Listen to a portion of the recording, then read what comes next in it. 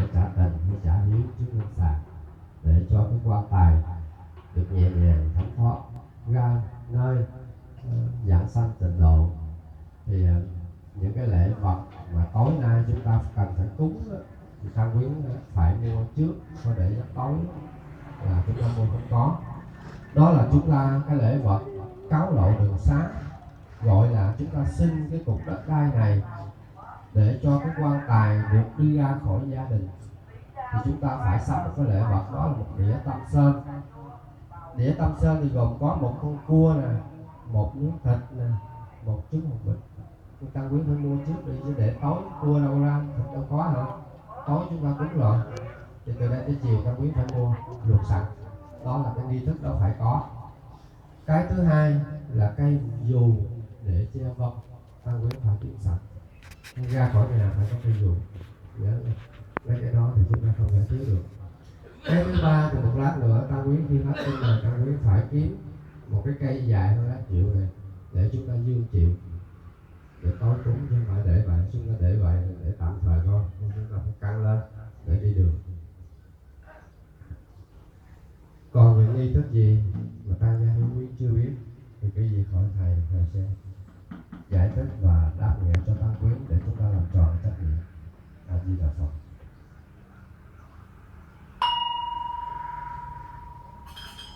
Lại Tăng Quyến nghe chuông lại. Đấng ai đã hết thật lỗi,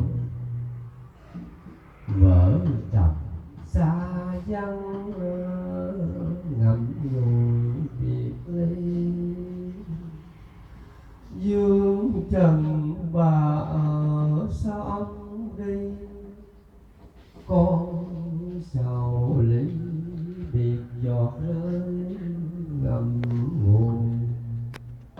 Ngày nào còn nghe tiếng ông nói cười, bây giờ ly biệt con quỳ dân con. Xin mời hiếu tự dâng bát cơm cho cha. Gấp thức ăn bỏ vào chén giữa, xới lên thành tâm để ngăn đầu, mời cho về dùng bát cơm chay để trả cái công nuôi dưỡng dạy bảo con lớn khôn. Nay người cha đã du an tả thế, lìa bỏ cõi trần gian. Trước lưng sàng con dâng cho cha một bát cơm chay. A Di Đà Phật. Ngày nào cha đúc con ăn, bây giờ dân kính bác con nghĩa tình. Đường dương gian cha không còn lưu liên, chốn linh sàng con trẻ tiếc thương. Thành tâm bảo hiểu con quỳ, thù thân ai đã biệt ly. Con chưa đáp được bởi anh, mà nay cha đã qua phần còn đâu. Nhắc cơ thôi thêm tàn thêm sầu,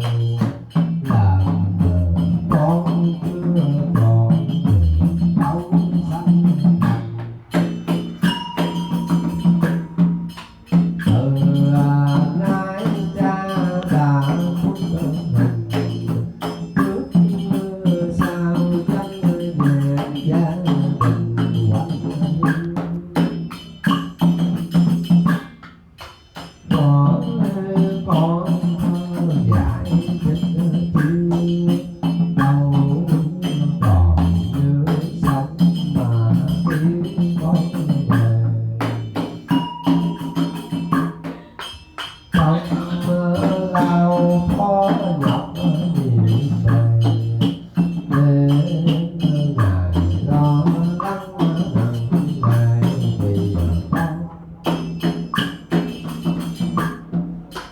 con ba năm nuôi dưỡng hòn năm non nuôi trẻ đâu còn thật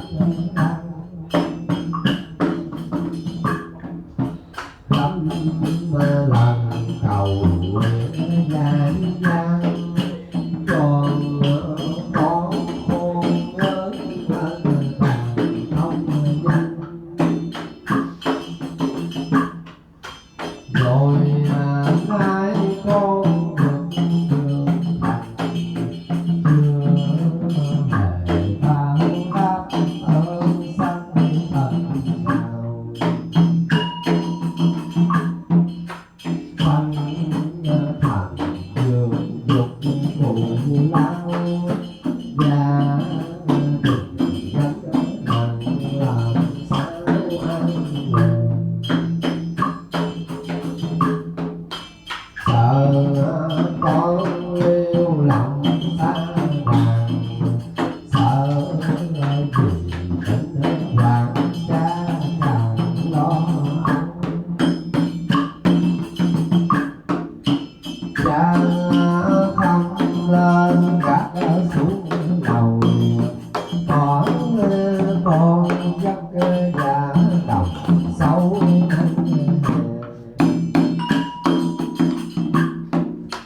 chàng không xuống ngựa lên xe bỏ con đôi dắt chịu đề đang